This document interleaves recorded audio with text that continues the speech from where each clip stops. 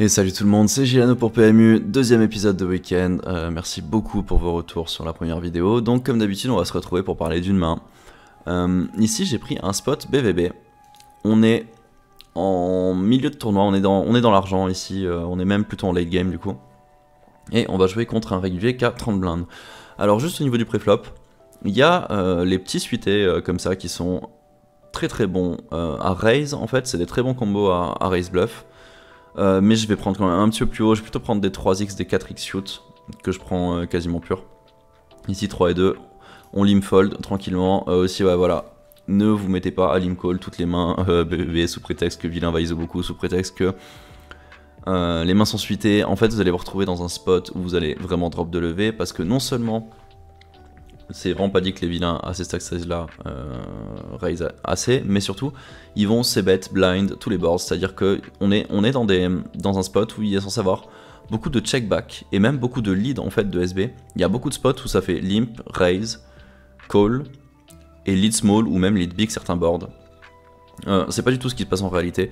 La réalité c'est que vous allez limp call et vous allez check fold beaucoup trop, et lui va c-bet beaucoup trop aussi. Donc va perdre de l'argent contre la partie haute de votre range, mais va en gagner contre la partie basse. Je vous conseille voilà, vraiment de faire attention à ça. Et là on arrive sur A6-5, flush draw. C'est board plutôt cool pour notre main et pour notre range. On peut se dire qu'il a pas tant d'as que ça. On les a pas tous non plus, mais on en a un petit peu plus. Ici il y a deux approches. Soit on se dit, comme pas mal de joueurs, ok, ici quand je bête une blinde, il est censé call des mains aussi faibles que Valet 7 avec le Valet de trèfle, enfin aussi faible. C'est pas le mot, mais voilà, il est censé call aussi wild que Valet 7 avec le 7 de trèfle, il est censé call quasiment toutes ses hauteurs d'âme. Je pense qu'il va pas le faire, je pense qu'il va pas assez, je pense qu'il va overfold sur une blinde. Du coup, je vais c-bet quasi range. C'est une approche que je conçois, mais que je trouve de moins en moins bonne, parce que bah, les gens se rendent compte de ça, et du coup ils se retrouvent à raise beaucoup IP, ils se retrouvent à float beaucoup IP, donc je suis pas très fan. Je pense que une bonne stratégie à ces stack size là en BVB, et même dans beaucoup de spots en BVB, c'est juste de roll 50. En fait, quand on regarde les strats de bet sur pas mal de boards, on voit qu'il y a beaucoup de mains qui sont mixées. Certaines mains ont un peu plus envie de bet que d'autres évidemment, mais overall c'est un peu toutes les mains qui sont prises.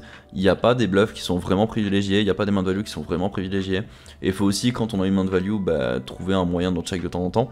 Mais je trouve que roll 50 ou roll 40, peu importe, ça dépend à quel point vous estimez que vilain va fold, mais c'est une strat qui est super forte en BVB, parce que du coup on a à peu près la moitié de notre range, que ce soit dans la line de bet ou dans la line de check, donc on sait très bien où on en est avec notre main, on sait très bien quelle partie de notre range il nous reste, et c'est super clair, et en plus ça nous permet d'être protégé dans à peu près tous les aspects du flop. Ici j'ai quand même pris le bet, je me fais confiance pour avoir roll, vilain à call, et vient turn 10 de carreau. Ici, en gros, on va chercher à faire deux choses.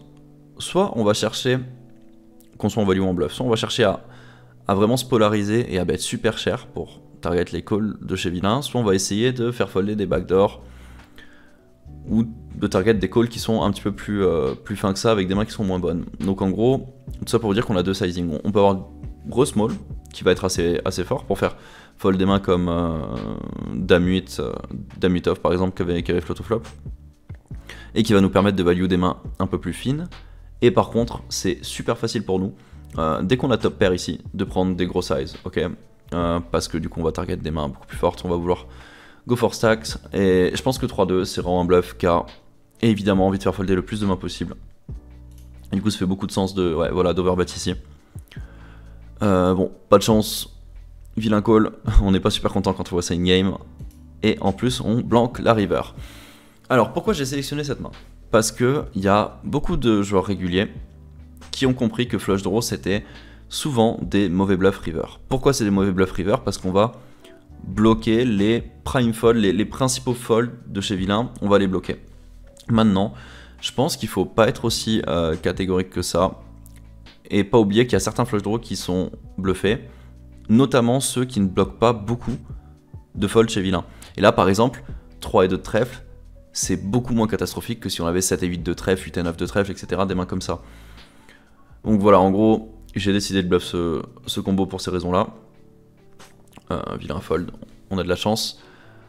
Le sizing, on est SPR 0.95, enfin il n'y a rien d'autre que jam, je pense. Il y a quelques fois, je vois quelques personnes refaire du 1 tiers, 1 carreau OP en mode je vais lui faire fold ses draws. Je trouve ça dommage parce que là on a vraiment une bonne river pour faire fold des 6 et des 5 qu'il aurait eu encore envie de call turn, même sans redraw. Mais voilà, tout ça pour vous dire, si vous vous retrouvez avec flush draw river et que vous êtes dans une line où vous avez bet, soyez pas là comme bon là j'ai flush draw du coup je peux pas bluffer. Et c'est pas tout le temps le cas, demandez-vous si vous bloquez vraiment beaucoup de flush draw, beaucoup de give up chez vilain, beaucoup de ces folds en fait tout simplement river. Et ensuite, demandez-vous si vous avez assez de bluff autre que flush draw et ça vous donnera une bonne idée si vous pouvez, si vous devez ou vous pouvez bluffer votre main à river. Voilà, j'espère une fois de plus que j'ai été clair sur tout et je vous dis à la semaine prochaine, passez un bon week-end, ciao.